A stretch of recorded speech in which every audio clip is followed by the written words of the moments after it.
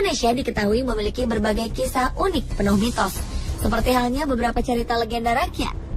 Dari beberapa cerita yang beredar, di Indonesia tersebar beberapa batu yang memiliki kisah dan mitos sendiri. Yang paling terkenal tentu saja kisah mengenai sebuah batu yang menyerupai manusia tertelungkup di tanah di pantai air manis, Padang, Sumatera Barat. Menurut masyarakat sekitar, diyakini batu ini sebagai malin kundang yang telah dikutuk oleh ibunya untuk menjadi batu karena bersikap durhaka. Sudah pasti kebenaran legenda ini masih diragukan, apakah nyata atau tidak. Selain batu malin kundang, di Indonesia juga terdapat beberapa batu yang konon dipercaya dapat memberikan petunjuk bagi mereka yang percaya. Permintaan mereka niscaya terkabulkan jika berhasil melewati berbagai persyaratan. Sebut saja batu bobot. Batu di kawasan Merapen, Jawa Tengah ini adalah batu yang dikeramatkan oleh warga setempat. Masyarakat meyakini batu ini dapat mengabulkan permintaan. Syaratnya, saat hendak mengangkat batu seberat 20 kg ini, setiap orang harus dalam posisi duduk. Jika ia kuat mengangkat batu itu, konon segala permintaan orang ini akan terkabulkan. Demi menjaga batu bobot ini tetap utuh, warga setempat mengikatnya dengan sebuah tali. Ya, ini dilakukan karena dahulu batu ini telah pecah. Dan untuk menjaga kekeramatannya, sebagian warga menaburkan bunga di sekitar batu bobot. Menurut cerita legenda, kawasan Merapen merupakan peninggalan sejarah Sunan Kalijaga pada abad ke-15. Batu bobot merupakan batu peninggalan Sunan Kalijaga yang sengaja ditinggal karena memiliki bobot yang berat. Pada dasarnya, batu bobot adalah sebuah batu biasa dengan keunikan tampilan dan bobot yang cukup berat. Dan batu ini dipercaya sebagian orang dapat mengabulkan semua permintaan.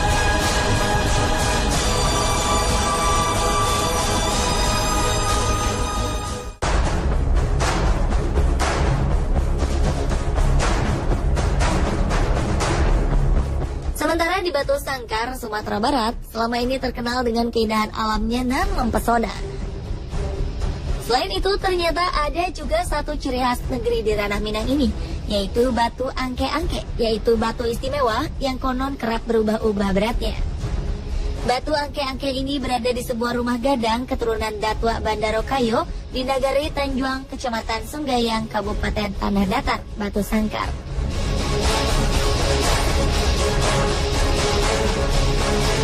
Batu berbentuk seperti kura-kura ini berwarna hitam, ada lubang kecil di tengahnya. Selain itu, terdapat tulisan lafaz Allah dan Muhammad di permukaannya yang berwarna tembaga. Masyarakat Sunggayang menyebut batu ini dengan nama batu angke-angke. Kabarnya batu ini dipercaya oleh masyarakat sekitar memiliki kekuatan gaib yang mampu meramal nasib seseorang. Batu ini dapat meramal nasib seseorang dengan cara seseorang itu harus mencoba untuk mengangkat batu ini. Jika batu ini dapat terangkat oleh seseorang dengan punya niat akan sesuatu, maka pertanda niatnya itu akan kesampaian atau terkabul. Namun sebaliknya, jika seseorang tersebut tidak dapat mengangkat batu ini, maka niat atau maksudnya tidak akan terkabul. Menurut penjaga batu angke-angke yang merupakan keturunan Datuk Bandaro Kayo ke-9, batu ini pertama kali ditemukan oleh Datuk Bandaro Kayo ketika akan memancang tiang rumah.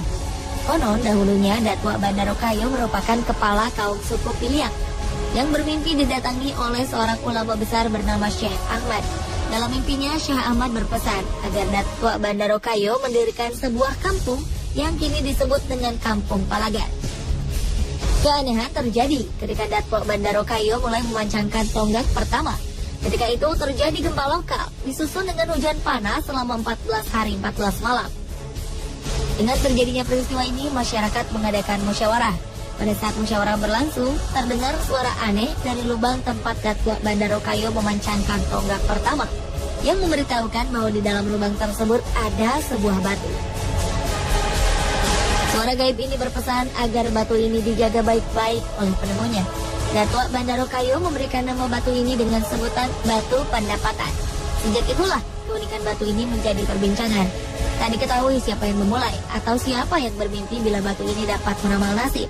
Yang didapati dari para tetua hanyalah sebuah kepercayaan bahwa batu ini dapat meramal nasib seseorang dengan cara mengangkatnya. Kini batu ini lebih terkenal dengan nama batu angke-angke. Dalam bahasa Minang, angke berarti angka. Ternyata si batu ajaib ini sudah mulai dikunjungi wisatawan sejak 100 tahun lalu. Dan selama itu pula 7 generasi telah menjaga peninggalan sejarah unik ini. Namun ditegaskan bila batu ini bukanlah sesuatu yang dapat mengabulkan keinginan seseorang, melainkan hanyalah sebuah pertanda. Caranya itu ya masa minta pada sama batu. Kalau minta sama batu kita itulah sirik. Kita minta sama Allah. Ini sebagai tanda untuk gambarannya motivasi lah gitu. Sudah pasti tempat kita meminta dan memohon hanyalah kepada Tuhan Sang Pencipta.